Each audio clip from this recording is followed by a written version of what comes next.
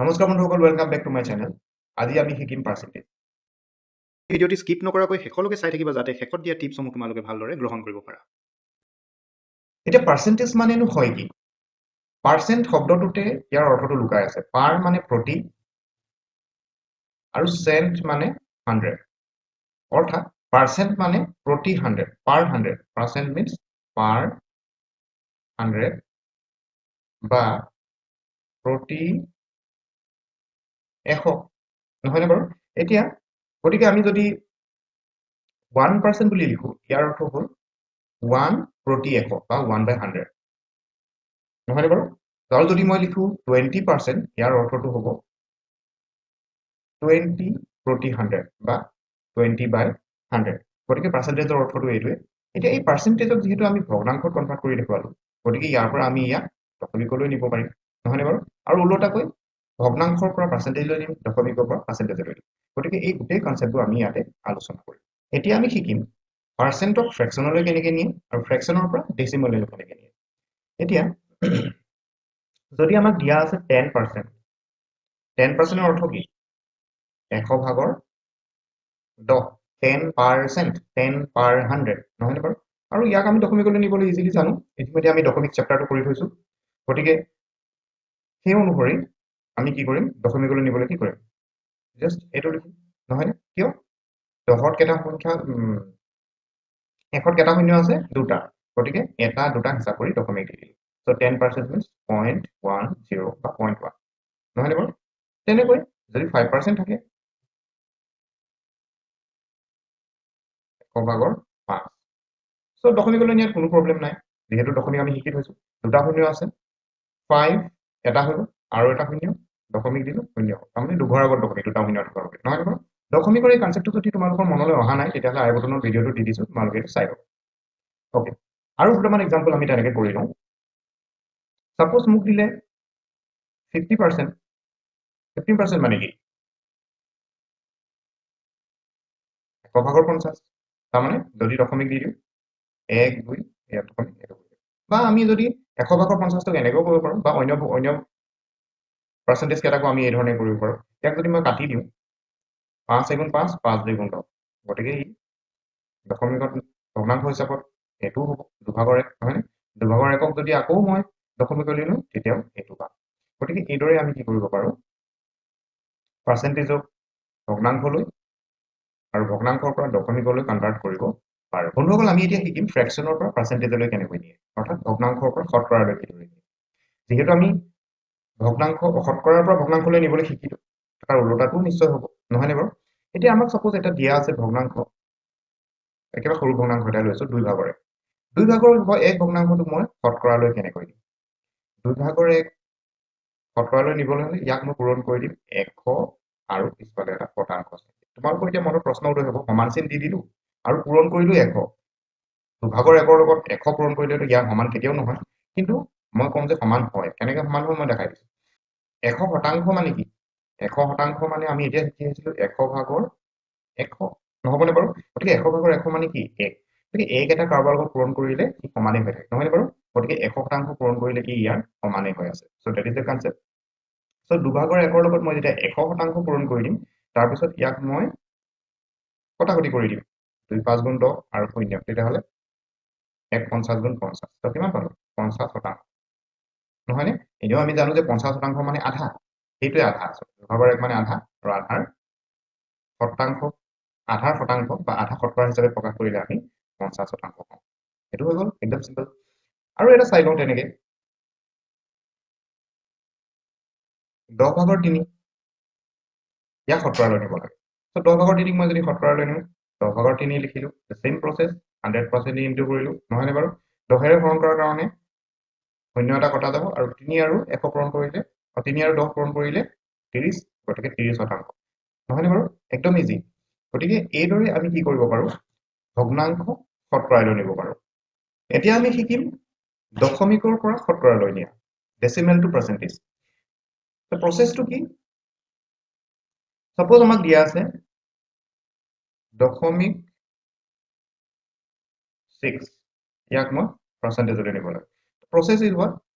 0.6 × 100%, চেম 100% পূৰণ কৰিম 100% মানে 1 গতিকে 1 পূৰণ কৰিলে কোনো প্ৰব্লেম নাই সো 1 একেৰে পূৰণ কৰিছো আমি 100% পূৰণ কৰিছো তাৰমানে একেৰে পূৰণ কৰিছো তো এশৰে যেতিয়া পূৰণ কৰি দিম এশৰে পূৰণ কৰিলে কি হয় আমি জানো যে দশমিকৰ লগত এশৰে পূৰণ কৰিলে দশমিকটো দুটা ঘৰ সোঁফাললৈ গুচি যায় সো 6 আগৰ পৰা আছিলে ই নিজে এঘৰ হ'ল দশমিক ইয়াত আছিলে নিজে এঘৰ হ'ল গতিকে 1 আৰু 2 দুটা ঘৰ পিছলৈ গুচি গ'ল তাৰমানে ইয়ালৈ গুচি গ'ল তো শেষত দশমিক দিয়াৰটো কোনো অৰ্থ নাই নিদিলেও হয় লাষ্টৰ ফালে গতিকে আমি ইয়াতে পাৰ্চেন্টেজ চিহ্নটো লগাই দিম সো 0.6 means 60% নহয়নে বাৰু তেনেকৈ আৰু এটা চাই লওঁ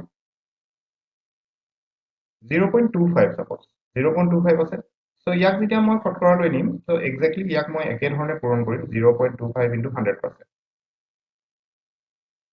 সো এই পূৰণ কৰি দিয়াৰ লগে লগে দশমিক কি হৈ যাব দুঘৰ সোঁফাললৈ গুচি যাব গতিকে ইয়াত আছিলে দুঘৰ সোঁফাললৈ মানে ক'লৈ গুচি যাব ইয়ালৈ গুচি যাব ইয়াত দশমিক লিখাৰ কোনো প্ৰয়োজন নাই গতিকে শেষত দশমিক নিলিখো সো 25% ঠিক আছে সো দশমিকৰ পৰা পাৰ্চেন্টেজলৈ এইদৰে নিব পাৰি 100% পূৰণ কৰি প্ৰচেছটো একেই যেনেকৈ আমি ভগ্নাংশত 100% পূৰণ কৰি দিছিলো ইয়াতো 100% পূৰণ কৰি দিলে শতকৰালৈ গুচি যাব বা পাৰ্চেন্টেজলৈ গুচি যাব এতিয়া 100% পূৰণ মানে আমি আৰু এটা কথা মনত ৰাখিব পাৰো যে দুই ষ্টেপ বা দুটা ঘৰ কোনফালে যাব দুঘৰ সোঁফালে যাব তো তেতিয়াহ'লে আমি এশৰে পূৰণ কৰি নাথাকি যিহেতু আমি এমচিকিউ কৰিম তো দুঘৰ পোনে পোনে সোঁফাললৈ লৈ গ'লে আমাৰ কি হৈ যাব শতকৰালৈ গুচি যাব তো গতিকে এশৰে পূৰণ কৰি তোমালোকে দেখুৱাবলৈ কোনো প্ৰয়োজন নাই তো জাষ্ট প্ৰচেছ চিষ্টেমটো আমি জানিলো সো পূৰণ নকৰাকৈ দুঘৰ দশমিক সোঁফালে লৈ গৈ চিধা আমি কি কৰিব পাৰো শতকৰা চিহ্নটো লগাই দিব পাৰো so that is the way to convert decimal to percentage বন্ধুসকল আমি এতিয়া শিকিম কোনো এটা বিশেষ মানৰ শতকৰা কেনেকৈ উলিয়াব পাৰে যেনেকৈ কোনোবা এটা পৰীক্ষাত উত্তীৰ্ণৰ হাৰ উলিয়াবলৈ দিয়ে জনসংখ্যাৰ বৃদ্ধিৰ হাৰ উলিয়াবলৈ দিয়ে জনসংখ্যাৰ হ্ৰাসৰ হাৰ উলিয়াবলৈ দিয়ে এইটোতো পসিবল নহয় আমাৰ ইণ্ডিয়াত নহয় জানো তাৰোপৰি কেতিয়াবা লাভ লোকচানৰ হাৰ উলিয়াবলৈ দিয়া হয় হাৰ মানে শতকৰা মই হাৰ শব্দটো ব্যৱহাৰ কৰিছো হাৰ মানে শতকৰা যেতিয়া উলিয়াবলৈ দিয়ে বা পাৰ্চেন্টেজ উলিয়াবলৈ দিয়ে তেতিয়া আমি কেনেকৈ কৰিম তাকে আমি শিকিবলৈ গৈ আছো এতিয়া ইয়াত এটা প্ৰশ্ন তোমালোকে স্ক্ৰীনত দেখিছা 300 জন পৰীক্ষাৰ্থীৰ 180 জন উত্তীৰ্ণ হলে শতকৰা উত্তীৰ্ণৰ হাৰ কিমান সো ইয়াতে আমাৰ টেনচন ল'বলগীয়া একো নাই আমি শতকৰা কেনেকৈ উলিয়াম ইয়াতে সো ইয়াতে মই লিখিছো পাৰ্চেন্টেজ বুলি মই দীঘলকে নিলিখি পাৰ্চেন্টেজ বুলি এনেকৈ লিখি দিছো তো percentage how to find percentage আমাক কিহৰ হাৰ উলিয়াব দিছে উত্তীৰ্ণৰ হাৰ উলিয়াব দিছে সো ওপৰত মই উত্তীৰ্ণ ছাত্ৰ ছাত্ৰীৰ সংখ্যাটো লিখিম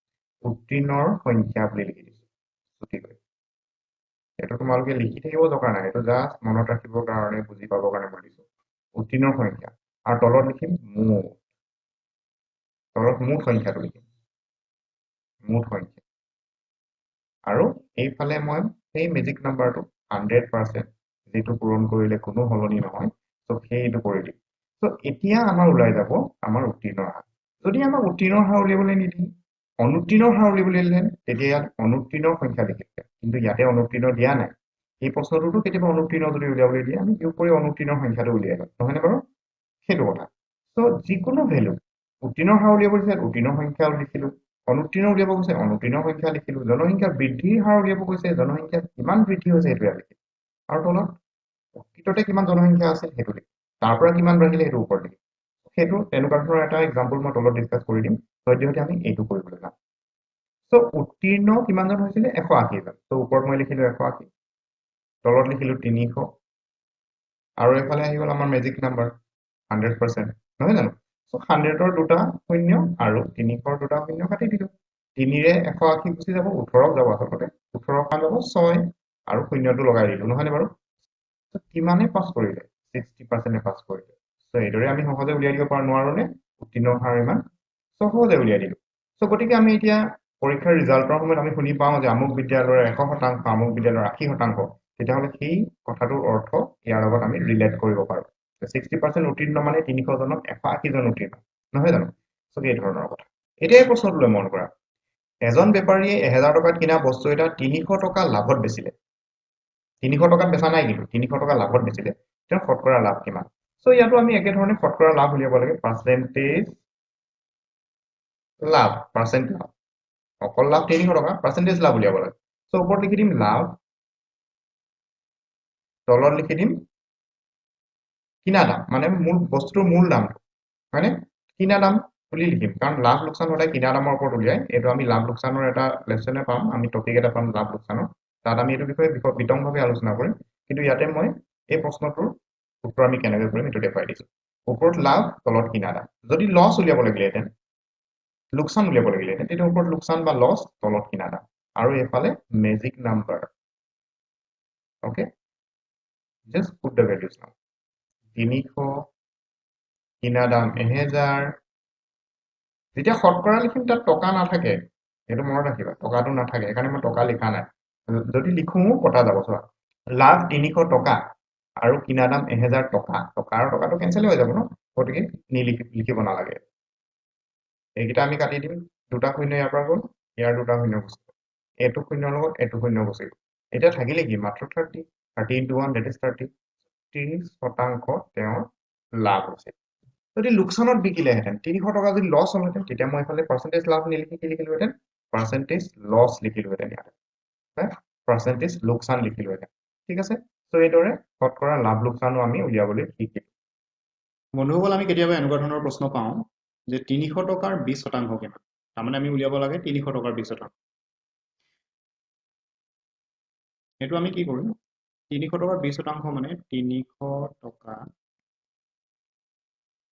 পূৰণ 20% কৰিব লাগে 20% মানে 100 ভাগৰ 20 300 টকাৰ নিদি কেতিয়াবা ইয়াত 5000 টকাৰ দিব পাৰে 20% নিদি 30% দিব পাৰে যেনেকৈ নিদিও আমি এইদৰে পূৰণ কৰি দিম মুঠ টকাটো বা মুঠ যিটো পৰিমাণ সেইটো লিখিম লগত পূৰণ 20% তাৰমানে 100 ভাগৰ 20 30% হ'লে 100 ভাগৰ 30 40% 100 ভাগৰ 40 এই ধৰণে আমি কৰি দিম আৰু এতিয়া জাষ্ট ক্যালকুলেশন কৰিব লাগে 0 0 কাটি দিলো 300 0 0 কটা গ'ল তেতিয়াহ'লে আমাৰ 3 2 গুণ 6 আৰু এটা শূন্য আছে গতিকে 60 টকা অৰ্থাৎ 300 টকাৰ 20% মানে 60 টকা গতিকে কোনোবা এটা এমাউণ্টৰ 10% 20% এইদৰে কিবা এটা শতাংশৰ পৰিমাণ কিমান যদি আমাক উলিয়াবলৈ দিয়ে আমি এইদৰে কৰিব পাৰোঁ বন্ধুসকল এতিয়া আমি শিকিম শতকৰা বৃদ্ধি বা হ্ৰাস কিন্তু তোমালোকে দেখিবলৈ পাইছা যে 500 টকাক 4% বৃদ্ধি কৰা তাৰমানে 100 টকাত 4 টকাকৈ বৃদ্ধি হ'ব 500 টকাত কিমান বৃদ্ধি হ'ব কিন্তু আমি ইমান দীঘলীয়াকৈ নকৰোঁ আমি একেবাৰে শৰ্টকাট কৰিম 500 টকাক 4% বৃদ্ধি কৰিলে বৰ্ধিত মূল্য কিমান হ'ব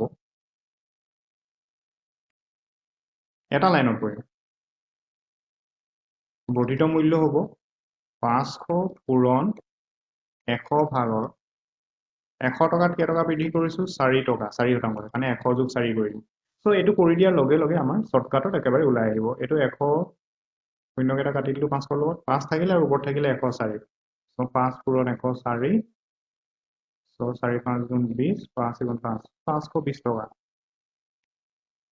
ঠিক আছে চ' এইদৰে আমি 500 টকাক 4% বৃদ্ধি কৰিম এতিয়া ইয়াৰ এই বস্তুটো এনেকৈও কৰিব পাৰা তোমালোকে কিন্তু সেইটো শৰ্টকাট হৈ নাথাকে সেইটো অলপ দীঘল হ'ব যেনেকৈ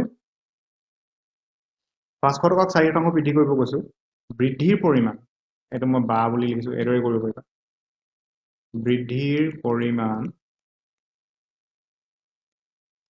বৃদ্ধিৰ পৰিমাণ হ'ব 500 পূৰণ 4% তাৰমানে 100 ভাগৰ 4 এইটো গুচি গ'ল তাৰমানে কিমান বৃদ্ধি হ'ল 20 টকা বৃদ্ধি হ'ল কিমান বৃদ্ধি হ'ল 20 টকা এটাকে বৰ্ধিত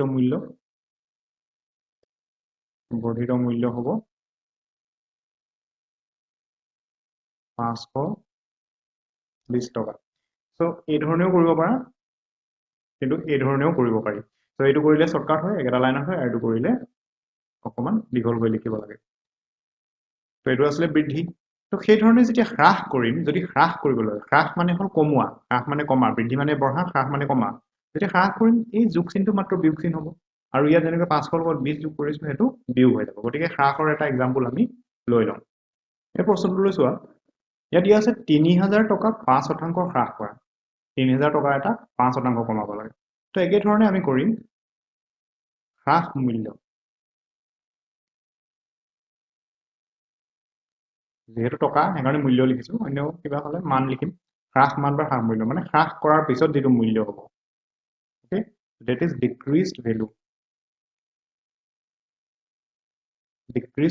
কিমান ডিক্ৰিজ কৰিছো এইটো নহয় ডিক্ৰিজ হোৱাৰ পিছত যেটো ভ্যালু হ'ব এইটো decreased value is equal to আমাৰ হ'ব ইয়াত 3000 পূৰণ 100ৰ পৰা কিমান বিয়োগ কৰিম 5 বিয়োগ কৰিম কাৰণ 5% হ্ৰাস কৰিছো আৰু তলত 100 এইটো একেবাৰে শৰ্টকাট সিঙ্গল লাইন আনসাৰ তাৰমানে এইটো 30 থাকিলে আৰু ওপৰত থাকিলে 95 30 into 95 এইটো কৰিলেই হ'ল এতিয়া শূন্যটো বহাই দিলোঁ 3 5 গুণ 15 5 3 9 গুণ 28 একে 28 2850 গতিকে 3000 টকা 5% হ্ৰাস কৰিলে 2850 টকা হয় তো এইটো আছিলে হ্ৰাস এতিয়া আমাক এই বৃদ্ধি বা হ্ৰাস প্ৰশ্নবোৰ কেনেকুৱা ধৰণৰ চিটুৱেশ্যনত আহিব আমাৰ প্ৰশ্ন হ'ব পাৰে যে এখন বিদ্যালয়ৰ মাচুল যোৱা বছৰ আছিল মাহিলী 300 টকা এতিয়া বিদ্যালয় কৰ্তৃপক্ষই বিদ্যালয়খনৰ মাচুল 5% বৃদ্ধি কৰিলে গতিকে নতুন মাচুল কিমান তেনেকুৱা ধৰণৰ এটা এক্সাম্পল হ'ব পাৰে প্ৰশ্ন হ'ব পাৰে